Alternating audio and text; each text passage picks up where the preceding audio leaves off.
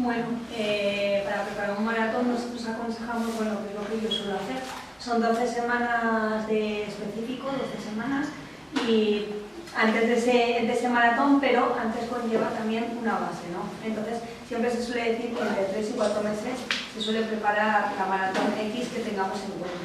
Yo siempre lo he hecho así y me ha ido bien, ¿no? Entonces lo que suelo hacer es el primer mes pues meter bastante volumen, meter kilómetros, meter mucha fuerza de cuestas, mucho gimnasio. Si vosotros no tenéis la posibilidad de tener gimnasio, también en internet podéis buscar cualquier tipo de ejercicio para fortalecer en casa mismo, pues el tipo core, que ya sabéis lo que es, o inclusive muchísimas cosas, no sé, yo a la gente que yo le digo, inclusive podéis coger una caja de leche en cada brazo, ¿no? Y miramos al espejo y hacer el movimiento, ¿no? Entonces yo creo que no hace falta tampoco ir al gimnasio exclusivamente, pero sí que en casa podemos buscar cualquier otra alternativa, ¿no? Y bueno, pues yo eso hago el mes ese de volumen y luego 12 semanas en el que también meto ese tipo de volumen, porque para terminar un maratón se necesita meter muchos kilómetros, pero sí que es verdad que ahí cambia un poco las series las hago un poquito más vivas y bueno, conforme se va acercando la prueba, pues voy quitando los kilómetros y voy metiendo más series más vivas, ¿no? Y bueno, esa es un poco la preparación, yo creo, en general. Y para que lo tengáis en cuenta de que un maratón no se puede preparar en 2 meses o en mes y medio, por mucho que cada uno estemos preparados o que creamos que estemos preparados.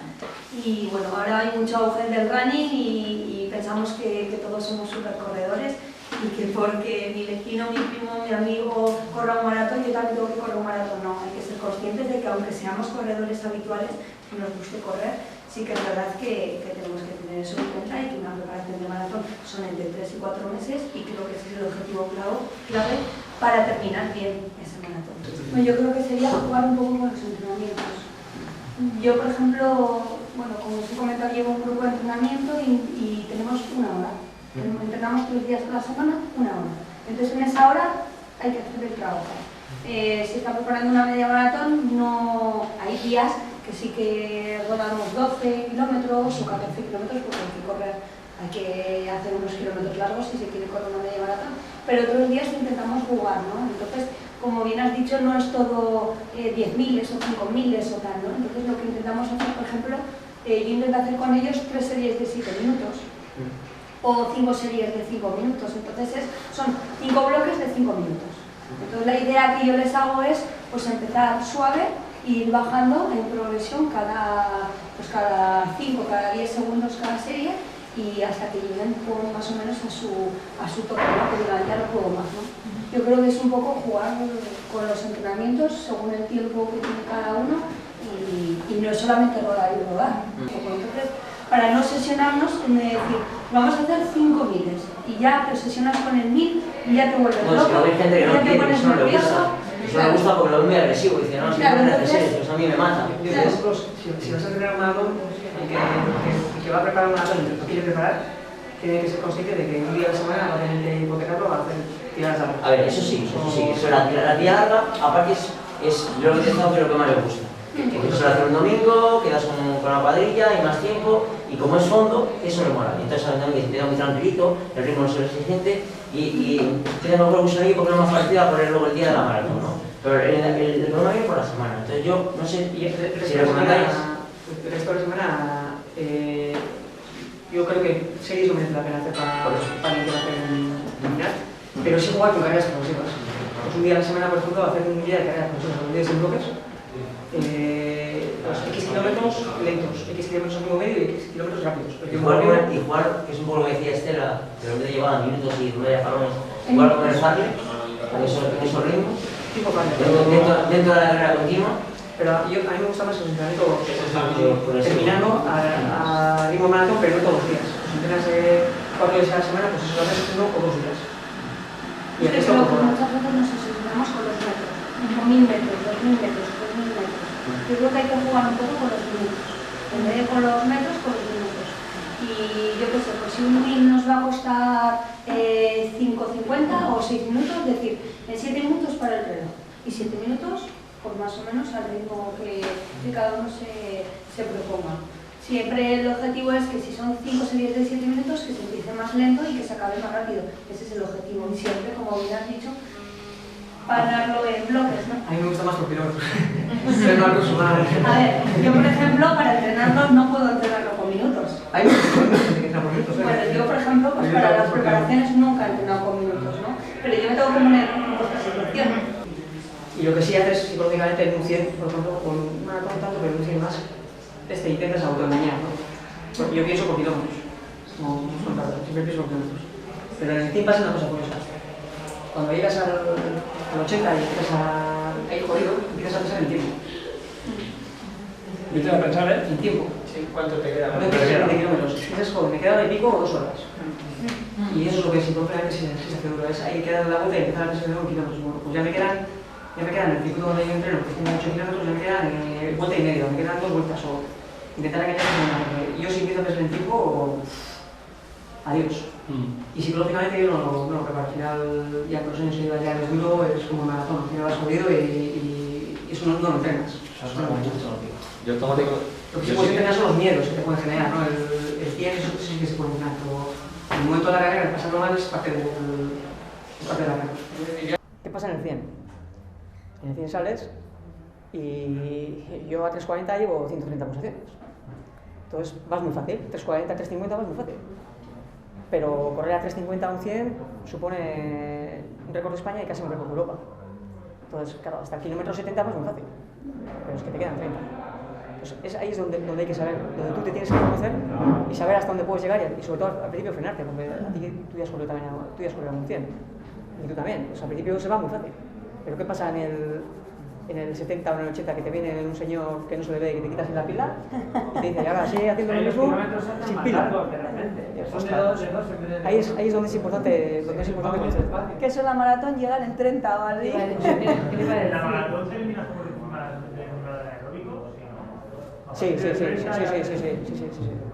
La dieta disociada, ¿vale?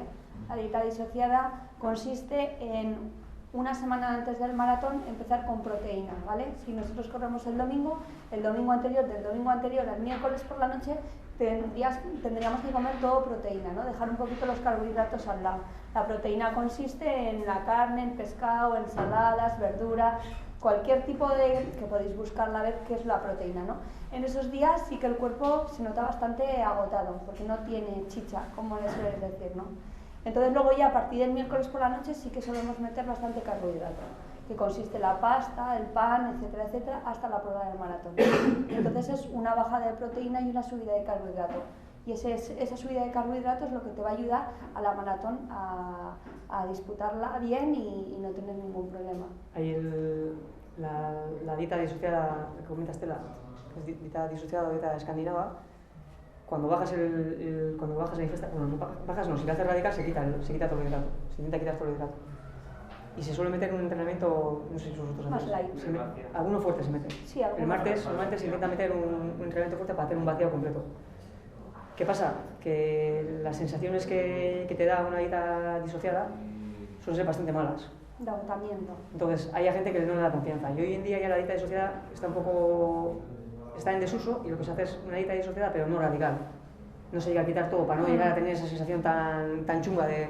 Porque es que te encuentras súper mal el día anterior. Bajas peso, porque al no comer hidrato bajas peso y luego los 2 o 3 días que te comes hidrato te hinchas. Y cuando sales en el maratón, por ejemplo, sales al principio con unas sensaciones muy toscas, parece que no vas, hasta que te empiezas a vaciar un poco ese hinchazón y luego ya te empiezas a encontrar bien.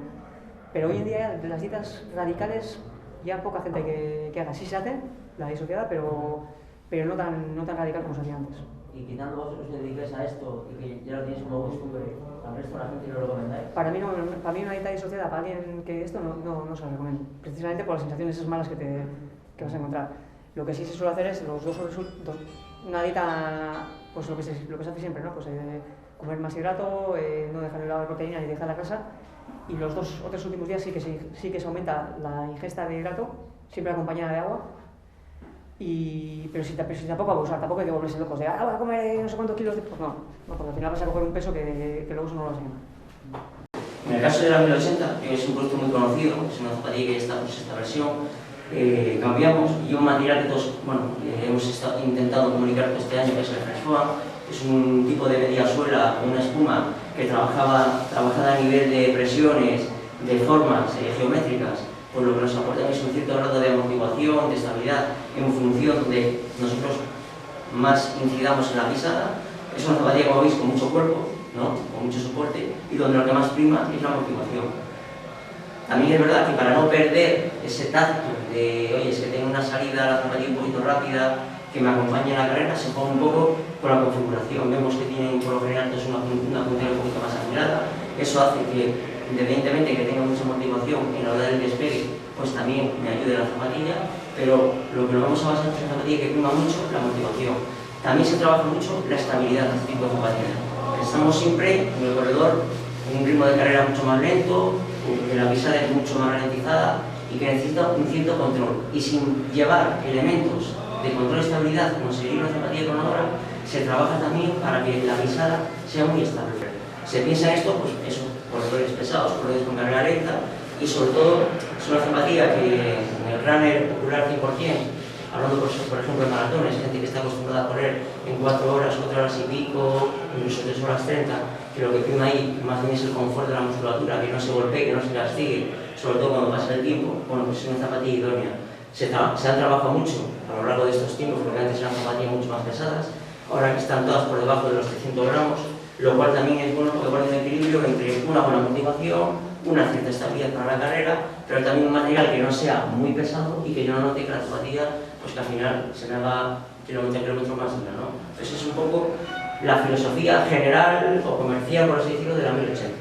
Pasa todo lo contrario con una zapatilla como la Basic, que es la Basic Rax, que es un modelo. Vemos que, bueno, esta es una zapatilla chica, una zapatilla mucho más ligera, con mucho menos material. Vemos que incluso la parte superior es un upper muy liviano, casi parece que llevas un calcetín. Estamos hablando siempre para corredores por debajo de los 73 kilos en hombre y vamos a ponerle 57 kilos en mujer, 55, ¿no? Corredores que por lo general, con ese peso, tienen una cierta facilidad para generar también un ritmo de carrera mucho más rápido y una persona mucho más lenta. Y también buscan lo mismo, un equilibrio entre la motivación, pero en este caso más llevado a la respuesta en carrera. No son carreras eficientes, por lo eficiente necesitan una zapatilla muy alegre, muy reactiva, entonces la motivación cambia por completo. El Fresh-Foam siempre nos va a dar confort, mucha motivación, sensación de ir corriendo como una especie de nube, o sea, mucho confort, y aquí es todo lo contrario. Tenemos un buen equilibrio en la motivación, el golpeo en la zapatilla siempre va a ser un poquito más seco, lo cual nos va a hacer un poquito más duro, pero como muy reactivo, que es lo que nos va a ayudar a que nuestra zancada, nuestro siguiente paso, sea mucho más rápido, mucho más ligero, ¿no? No tengamos ese freno en cuanto a demasiado mullido y que cuando queramos impulsar nos quedemos un poco clavados, ¿no? Entonces ese es el equilibrio. Se consigue también porque es una zapatilla muy ligera, andan en torno a los 260 gramos, 250, y esa es un poco la filosofía. Luego viene siempre la pregunta grande, hay mucho corredor que dice, bueno, pero ¿y para una zapatilla para competir? La gente de élite, así como Estela, ya tiene sus modelos extremos de competición, son zapatillas con muy poca medida suela, que son zapatillas que para nosotros no sería lo más aconsejable. Pero si este producto, tanto para el corredor de la 1080 como para este mismo corredor, es una zapatilla muy completa, lo que conocíamos antes como una zapatilla mixta. Nos vale para entrenamientos rápidos y también para la competición. No te lanza el pie, te recibe, como pues, sientes esa motivación, pero luego no te hundes, no es chicloso, enseguida tira para adelante. Y luego, pues bueno, como todas las o así, son muy curvadas, entonces cuando vas ligerito, o sea, es una gozada. O ya si vas cascado, pues bueno, notas que eso, que el pie que se te va y demás, te pide fiesta, pero para entrenamientos cortitos o cañeros van muy bien. Son como un calcetín, o sea, eso sí que es literal, y no porque llevan así tipo boti, ¿no? Sino que el upper te lo pones y pues que dan ganas casi de eso, de ir sin calcetines o con un calcetín finito. La sujeción ahora se le ha puesto ya el contrafuerte, a mí esto sí me gusta, aunque tenga un poquito, en las primeras versiones no se lo ponían y sujetaba bien, pero había gente que decía, ¿qué me sujeta? Te la pones, pero la sensación era rara, ¿no? Entonces ahora se ha trabajado mucho la parte de arriba y la parte de aguantar eso, sigue sujetando muy bien, ¿no? Y como os decía en la otra, que es una cosa que me gusta mucho de estas también, que es toda la media suela es un bloque, no hay piezas ni nada que estorbe y lo que juegan es con toda la geometría, ¿no? Veis que aquí sube un poquito, también por la parte de dentro, entonces al final neutro, necesita soporte, ¿no? te lo acaba dando la zapatilla. Yo, como todo hijo de vecino, pues crono cuando voy más cascado, otras veces tiras para afuera, pero al final lo bueno es esto, no te estorba nada. Si entras con el pie muy supinado, muy doblado, pues vale, pues muy bien, pisas, vas apoyando poco a poco, que eres los que tiran para adentro, pero bueno, notas ahí ese apoyo, ¿no? Para un tío ligero y que vaya, si haga entrenamiento, pues eso, tipo triatleta o gente que sabe, ¿no? Pues hago 3 días de 1 hora y estoy preparando las oposiciones y no sé, tienes que meter mucha caña, que son unas zapatillas que hay que ir muy rápido para que se te queden cortas y luego sin embargo tiene motivación suficiente para aguantar ese entrenamiento sin que te vayan cascando, ¿no? Te las pones, ¿sabes? Haces tus 15-20 minutos o 3-4 kilómetros hasta aquí, por ejemplo, hasta la pista, haces tu entrenamiento, vuelves para casa y te has llevado unas zapatillas muy rápidas, ¿vale? Con estas, si quieres meter series, pues vale, tienes que andar o 2 zapatillas o te... Entonces, tienen ese punto de versatilidad, ¿vale? Y luego, pensando en competiciones, lo mismo. La gente cuando habla de maratón es una voladora. Con estas zapatillas te metes, no sé lo que sea más rápido que sea, pues con maratón, ¿no? Con esto te metes a 2.40 y para 2.40 ya vas a 3.45, es que no necesitas una voladora, con esto vas intersobrado.